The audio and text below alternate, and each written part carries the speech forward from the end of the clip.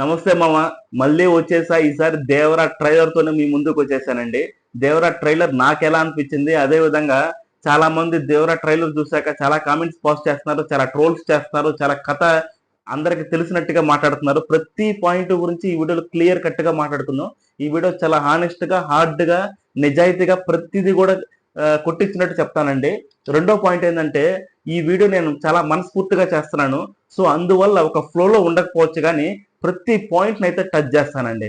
సరే, రివ్యూలోకి వెళ్తే, trailer Devara trailer చూడంగానే నాకు ఫస్ట్ అనిపించింది ఏంటంటే, ఫస్ట్ నేను షాక్ లో ఉన్నా. ఇది నిజంగా మన తెలుగు సినిమానేనా అనిపించింది నాకు. ఎందుకనేది నేను చెప్తానండి, ఈ వీడియోలో క్లియర్ గా చెప్తాను.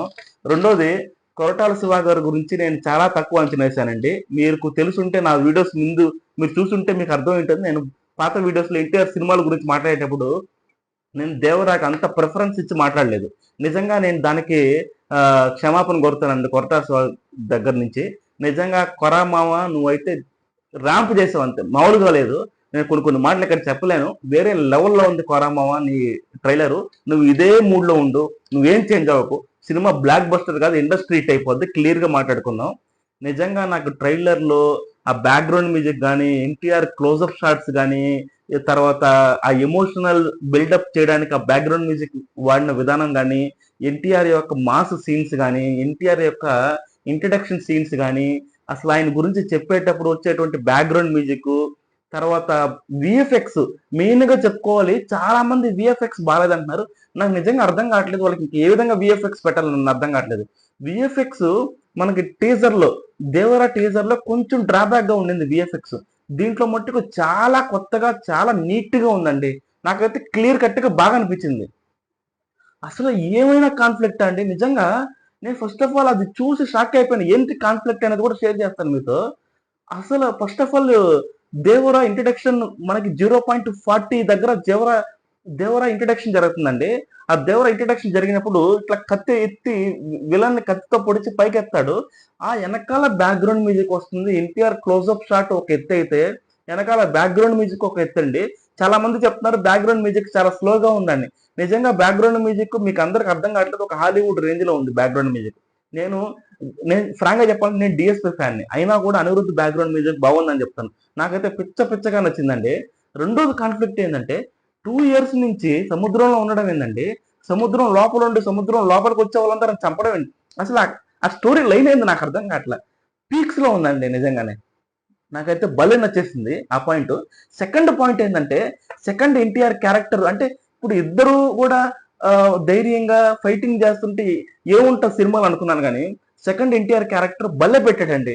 అంటే ఇన్నోసెంట్ క్యారెక్టర్ గా, అంటే జనరల్ గా ఎన్టీఆర్ కి ఇన్నోసెంట్ క్యారెక్టర్ ఈ జనరేషన్ లో ఎన్టీఆర్ చేసినట్టు ఎవడూ చేయలేడు. ఫ్రాంక్ గా మాట్లాడుకుందాం మనం, ఎవడూ చేయలేడు. రెండో పాయింట్ ఏంటంటే, క్లోజ్అప్ షాట్స్ ఎన్టీఆర్ కి సెట్ అయినట్టుగా, ఎన్టీఆర్ కి ఆ ఇంపాక్ట్ ఉండే విధంగా క్లోజ్అప్ షాట్స్ ఈ జనరేషన్ లో ఎవరో లేరండి. నేను ఫ్రాంక్ గా చెప్తాను, ఎవరైనా ఫీల్ అయితే నన్ను క్షమించండి, నేనైతే ఇది జెన్యున్ గా చెప్తానండి. ఆ క్లోజ్అప్ షాట్స్ కానీ, ఆ ఎన్టీఆర్ యొక్క ఇన్నోసెంట్ కానీ, ఇప్పుడు చిన్న ఎన్టీఆర్ ఇన్నోసెంట్ భయపడుతూ ఒక్కసారిగా కత్తెత్తుకొని విలన్ భయపడుతూ ఉంటుంది చూసారు చారి, భయంకరంగా ఉంటుంది. నేను ఆ ఎలివేషన్ సీన్స్ కోసం వెయిట్ చేస్తానండి. నాకైతే భయంకరమైన ఎగ్జైట్మెంట్ ఉంది. నిజంగా మాట్లాడుతుంటే గూస్ బంప్స్ వస్తుంది. ఇప్పటికి నేను ఆ ట్రైలర్ ని ఒక 50 times చూస్తుంటా. హిందీలో కానీ, తెలుగులో కానీ, తమిళ్లో కానీ, మలయాళంలో కానీ, అన్ని లాంగ్వేజ్ లో మోర్ దాన్ 50 times చూస్తుంటానండి. ఎన్టీఆర్ వాయిస్ మాడ్యులేషన్ కానీ, ఆయన స్క్రీన్ ప్రజెన్స్ కానీ. రెండోది ఏంటంటే, క్లైమాక్స్ ట్రైలర్ లో షార్క్ మీద వస్తాడు చూసా, అబ్బబ్బబ్బబ్బ, నిజంగా దిమ్మ తిరిగిపోతుందయ్యా. నాకు మెయిన్ గా ఈ ట్రైలర్ లో భయంకరంగా నచ్చింది ఏంటంటే, 0.40 దగ్గర ఎన్టీఆర్, పెద్ద ఎన్టీఆర్ ని చూపిస్తారనమాట. అప్పుడు ఎన్టీఆర్ గారు ఇట్లా కత్తెత్తుకొని విలన్ ని పొడిచి పైకి లేపుతాడు. అక్కడ వచ్చే బ్యాక్గ్రౌండ్ మ్యూజిక్, ఎన్టీఆర్ మీద పడేటువంటి క్లోజ్అప్ షాట్ భయంకరంగా ఉంటుంది. ఈవెన్ అక్కడ లైటింగ్ సెటప్ కానీ, ఫోటోగ్రఫీ కానీ అంతా వేరే లెవెల్లో ఉంటుంది. రెండోది ఏంటంటే, 1.19 దగ్గర చిన్న ఎన్టీఆర్ ఇంట్రడక్షన్ ఉంటుంది. చిన్న ఎన్టీఆర్ ఇంట్రడక్షన్ అప్పుడు చిన్న ఎన్టీఆర్ నడిచి వస్తుంటాడు. అబ్బా, అసలు భలే ఉంటుందండి. నాకైతే ఆ బ్యాక్గ్రౌండ్ మ్యూజిక్ అంటే, పెద్ద ఎన్టీఆర్ కి సేమ్ బ్యాక్గ్రౌండ్ మ్యూజిక్ ఇస్తాడు, చిన్న ఎన్టీఆర్ కూడా సేమ్ బ్యాక్గ్రౌండ్ మ్యూజిక్ ఇస్తాడు. కాకపోతే పెద్ద ఎన్టీఆర్ ఇంట్రడక్షన్ వచ్చినప్పుడు కొంచెం ఎమోషనల్ పాయింట్ ఆఫ్ వ్యూలో బ్యాక్గ్రౌండ్ మ్యూజిక్ ఇస్తాడు, సేమ్ మ్యూజిక్ ని. తర్వాత చిన్న ఎన్టీఆర్ వచ్చినప్పుడు ఏమవుతుందంటే, కొంచెం ఎమోషనల్ బ్యాక్గ్రౌండ్ మ్యూజిక్ కాకుండా కొంచెం స్టైలిష్ గా ఇస్తాడు అనమాట. నాకు భలే అనిపించింది. అనిరుద్ బ్యాక్గ్రౌండ్ మ్యూజిక్ అక్కడ. రెండో పాయింట్ ఏంటంటే, మీరు ఇంకో కాన్ఫ్లిక్ట్ చెప్తారు. నాకు తెలిసి ఇది ఎవరు కూడా చెప్పుంటారు ఈ కాన్ఫ్లిక్ట్.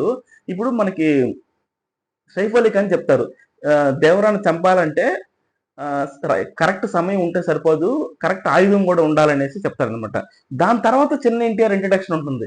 మేబీ చిన్న ఎన్టీఆర్ ఏమైనా దేవరాన్ని చంపడానికో లేకుంటే ఇంకొక దానికో చిన్న ఎన్టీఆర్ ని వాడుకుంటారేమో అని నాకు అనిపిస్తుంది అనమాట. వాడుకున్న తర్వాత చిన్న ఎన్టీఆర్ రిలైజ్ అయ్యి ఒక టైంలో బరస్ట్ అవుతాడేమో. ఆ బరస్ట్ అయిన స్క్రీన్ మొత్తం బ్లాస్ట్ అయిపోద్ది అంతే. నిజంగా నేనైతే చాలా ఎక్స్పెక్టేషన్స్ తో వెయిట్ చేస్తానండి. నాకు దేవరా మీద ఉన్న కంప్లీట్ ఎక్స్పెక్టేషన్స్ మారిపోయాయి.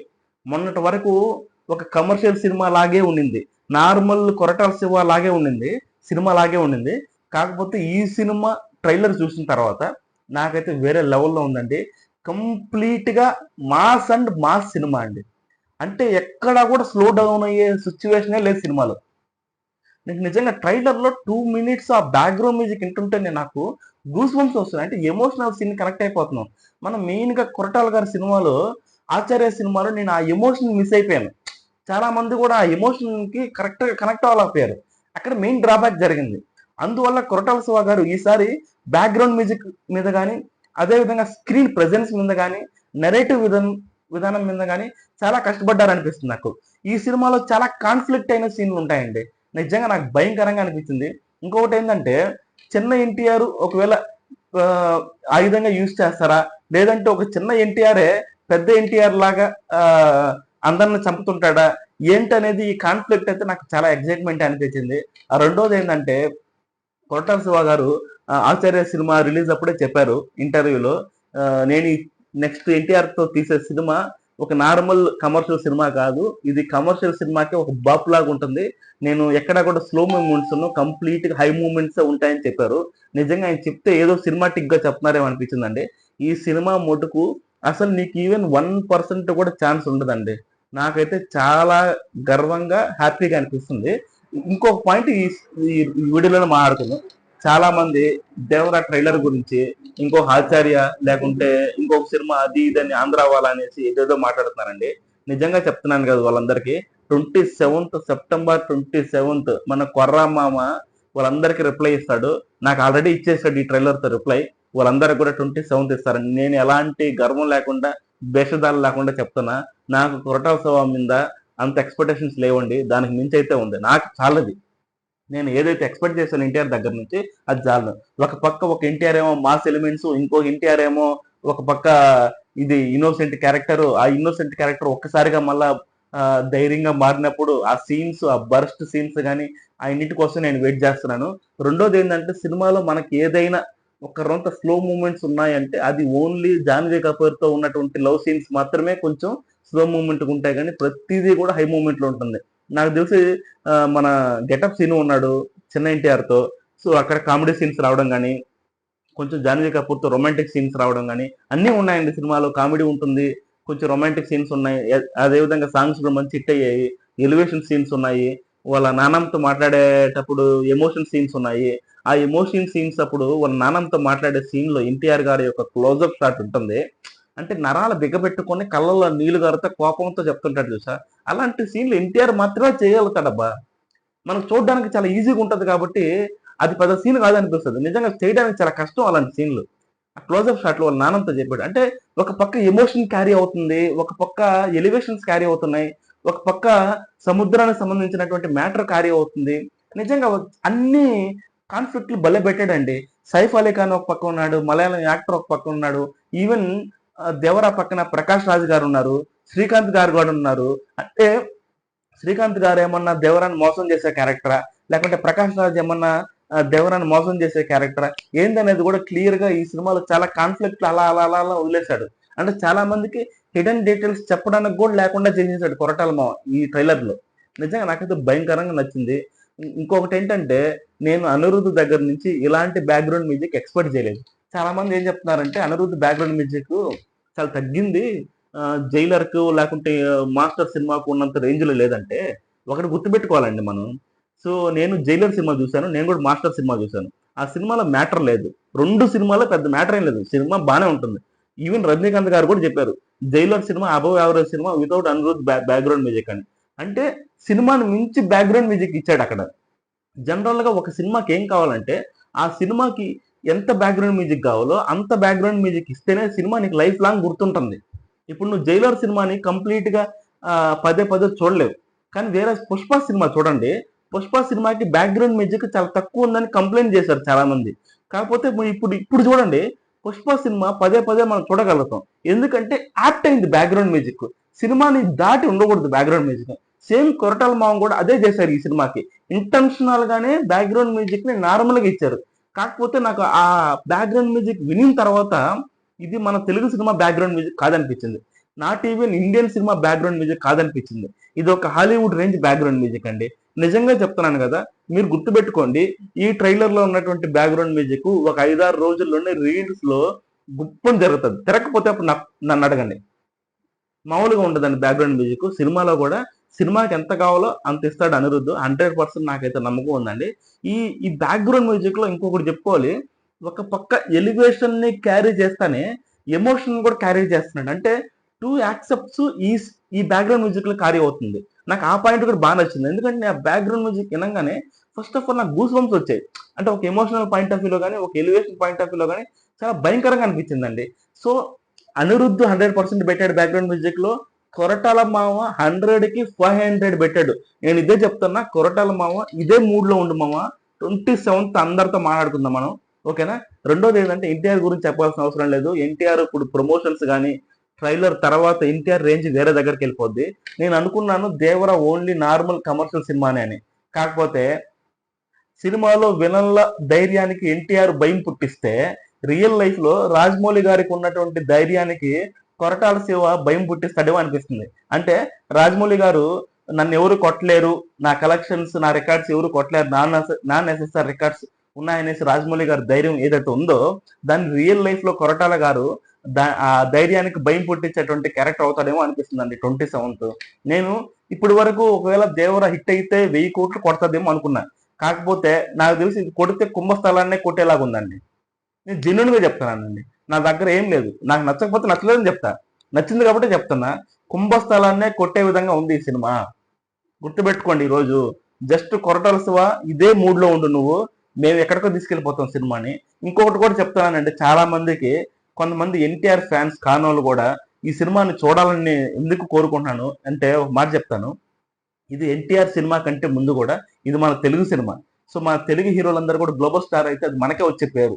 ఈవెన్ అది అల్లు అర్జున్ అయినా, రామ్ చరణ్ అయినా, లేకుంటే ఇంకో హీరో అయినా, ప్రభాస్ అయినా కూడా మనకే పేరు వస్తుంది. సో ఫస్ట్ ఆఫ్ ఆల్ మనం ఈ డిఫరెన్సెస్ పక్కన పెట్టేసి అందరూ దేవర సినిమాకి సపోర్ట్ చేయండి. నేను ఒక చిరంజీవి ఫ్యాన్ గా చెప్తున్నాను, ఒక ఎన్టీఆర్ ఫ్యాన్ గా చెప్తున్నాను. అందరూ ఈ ఎన్టీఆర్ సినిమాకి, దేవరా సినిమాకి సపోర్ట్ చేయండి. గ్లోబల్ లెవెల్లో సపోర్ట్ చేయండి. మీకు ఎంత వీలైతే అంత సపోర్ట్ చేయండి. డామ్ షూర్గా మన తెలుగుడు కాలర్ ఎత్తుకునేలాగా ఉండాలి. ఇంకొకటి చెప్తున్నాను, ఎన్టీఆర్ ఫ్యాన్స్ కి మాత్రమే ఇది. అందరూ కాలర్ ఉండే షర్ట్ వేసుకుని పోండి. సినిమాకి ఫస్ట్ డే ఫస్ట్ షోకి కాలర్లు చిరిగిపోతాయి అంతే సినిమాలు. నేను చెప్తున్నా, రాసి పెట్టుకోండి మీరు. ఇంకొక వేరే థాటే పెట్టుకోబాకండి. ఎవడైనా వచ్చి పెద్ద పెద్ద సైంటిస్టులు సినిమా కథ బాగలేదు, లేదంటే సినిమాలో ఎలివేషన్స్ బాగాలేదు, గ్రాఫిక్స్ బాగాలేదు, ఏదో పెద్ద వీడు ఒక సైంటిస్ట్ లాగా చెప్తుంటారు. ఇప్పుడు కూడా ట్రైలర్ కి ఇంతమంది చెప్తున్నారంటే ఎవడ మాటలు నమ్మాకండి. నన్ను నమ్మండి, సినిమాకి వెళ్ళండి, భయంకరంగా ఉంటుందండి. నా ఎక్స్పెక్టేషన్స్ అయితే హై లెవెల్లో ఉన్నాయి. నాకు అసలు ట్రైలర్ చూడంగానే నేను ఇప్పటికీ 50 సార్లు చూసా.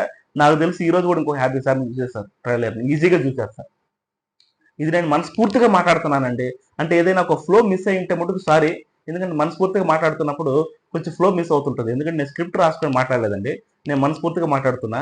ఇంకొకటి, నాకు ట్రైలర్లో 0.40 దగ్గర ఎన్టీఆర్ యొక్క పెద్ద ఎన్టీఆర్ యొక్క ఇంట్రడక్షన్ సీను, ఆ బ్యాక్గ్రౌండ్ మ్యూజిక్ భయంకరంగా నచ్చింది.